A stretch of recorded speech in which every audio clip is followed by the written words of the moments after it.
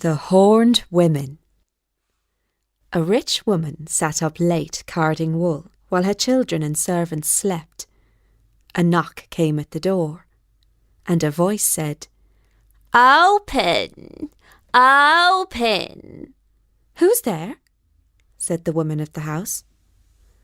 "I am the witch of the one horn," came the answer. Against her better judgment, the mistress felt compelled to get up and open the door. A woman entered. But Mary, what a strange woman she was, for a horn grew out of her forehead. She sat down in silence by the fire and began to card thread with violent haste. Eventually she said, "Where are the others? They are taking too long." Then there came a second knock on the door. "Open! Open!" said a voice. A second woman entered, this time with 2 horns growing from her head. In her hand she carried a spinning wheel, and she sat down by the fire and began to spin wool. At length there was a third knock on the door, and the third woman entered, this one with 3 horns on her head. And so it continued, until there were 12 women in all sitting around the fire, the first with 1 horn, the last with 12.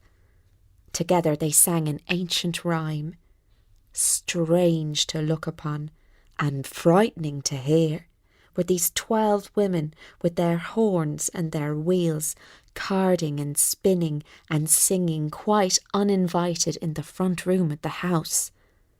The mistress felt weak, and though she tried to rise and call for help, she was quite unable to do so, for the witches of the horns had cast a spell on her.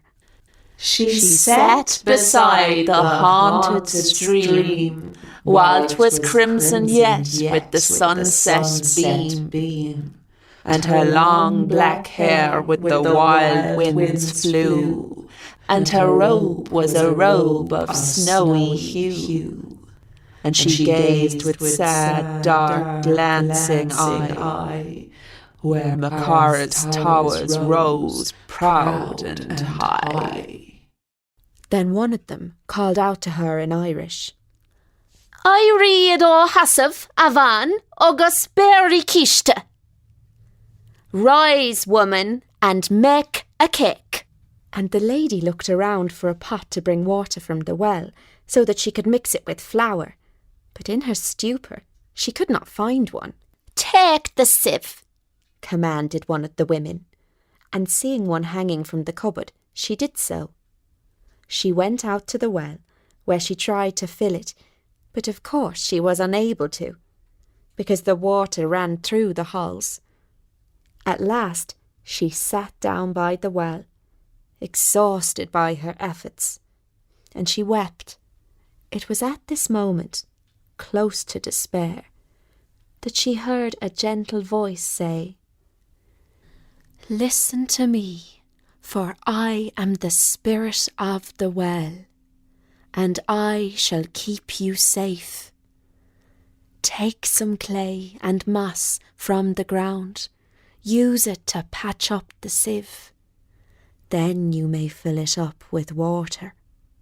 Return to the house with the water, and as you pass through the door, call out, 'The mountain of Fenian women and the sky over it are all on fire.'" And she did so.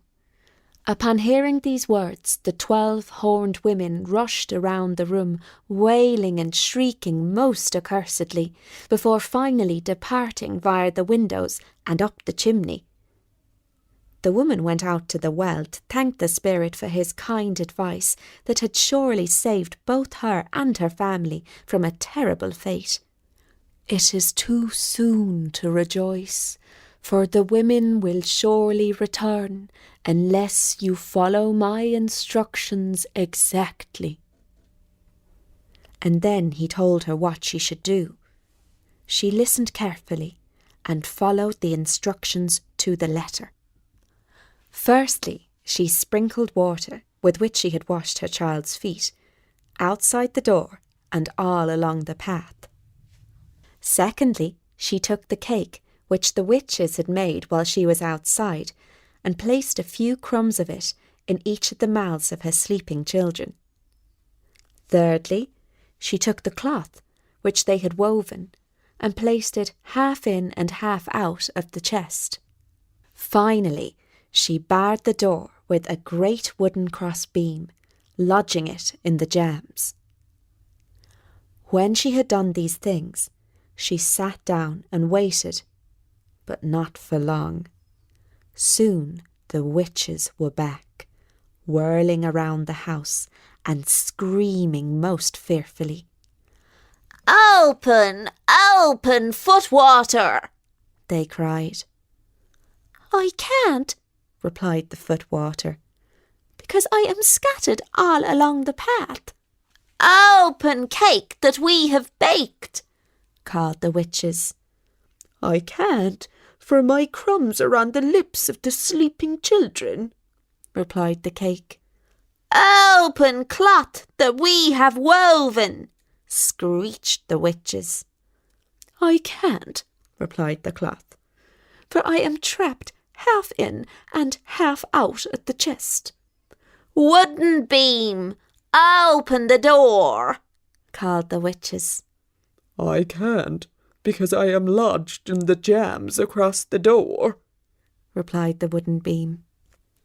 Then the witches rushed through the air with cries, uttering curses on the spirit of the well who had wished their ruin, before they fled back to Slieve na Mán, which means the mountain of the women, which was their dwelling. In the morning, the lady of the house found a cape dropped by one of the witches. Some 500 years later, the very same witch's cape was still kept by her family as a memento of the awful struggle with the 12 horned women that evening long ago. And that was the story of the Horned Women, originally written by Lady Wilde